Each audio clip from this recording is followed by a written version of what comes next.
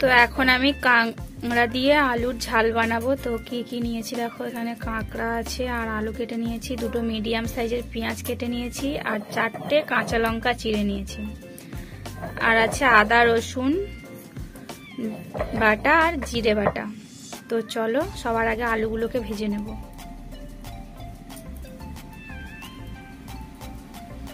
তো এখানে কড়াটা বসিয়ে দিয়েছি, গরম হয়ে গেছে। এবারে দেব তেল।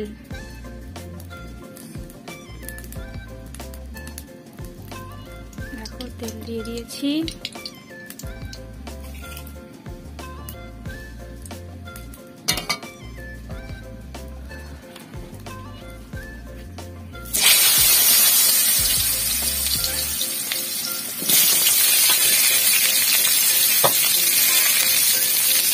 আর আলুতে এখন হালকা করে একটু লবণ দিয়ে দিলাম আর একটু হলুদ দিয়ে আলুটা ভালো করে ভেজে নেব।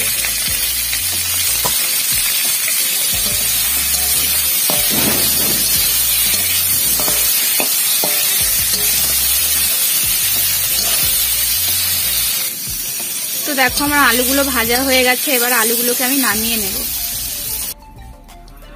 তো আলুগুলো নামিয়ে নিয়েছি, দিয়ে আর একটু তেল দিয়ে দিয়েছি কড়াইতে। এখন দিচ্ছি কেটে রাখা পেঁয়াজগুলো।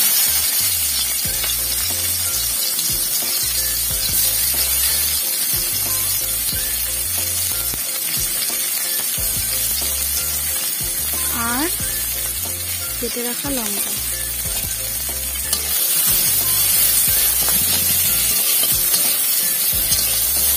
দিয়ে এগুলোকে ভালো করে ভেজে নেব। তো দেখো আমার পেঁয়াজ আর লঙ্কাগুলো ভাজা হয়ে গেছে। এখন দিয়ে দিচ্ছি আদা রসুন আর জিরে বাটা একসঙ্গে বেটে রেখেছি, ওটাই দিয়ে দিলাম।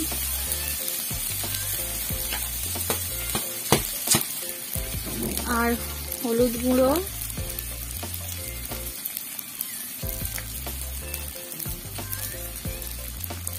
আর দিচ্ছি লঙ্কা গুঁড়ো।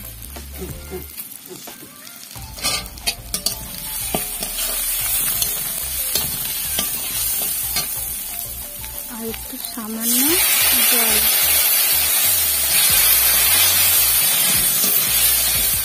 দিয়ে এটাকে ভালো করে কষিয়ে নেব।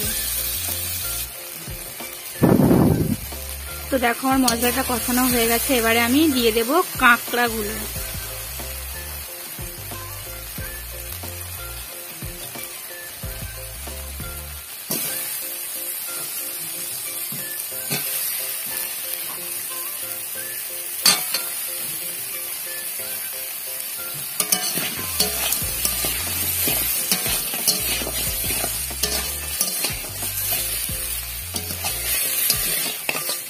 কাঁকড়াগুলো দিয়ে একটু নেড়ে চেড়ে নিচ্ছি, ভালো করে কষিয়ে নেব।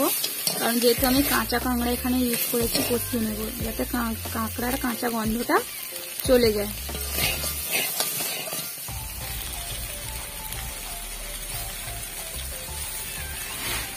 এখন দিচ্ছি ধনে পাতা।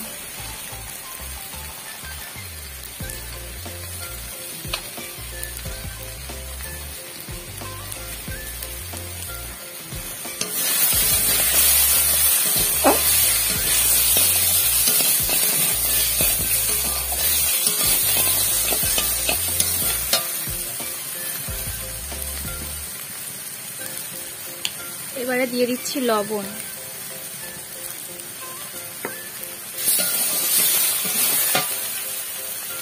দিয়ে সামান্য একটু জল দিচ্ছি। কাঁকড়াটা কষানো হয়ে গেছে, এবারে দিয়ে দেবো ভেজে রাখা আলুগুলো।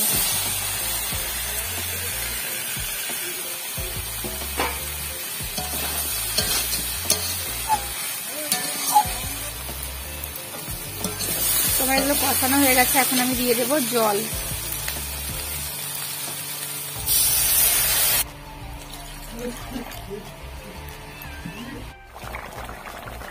তরকারিটা আমার হয়ে গেছে, এবারে আমি নামিয়ে নেব।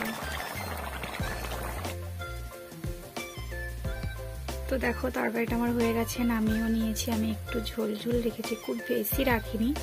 এখন গরম আছে বলে পাতলা মনে হচ্ছে, একটু ঠান্ডা হয়ে গেলে বসে যাবে। তো তোমরা জানিও কেমন হয়েছে আমার এই রেসিপিটা।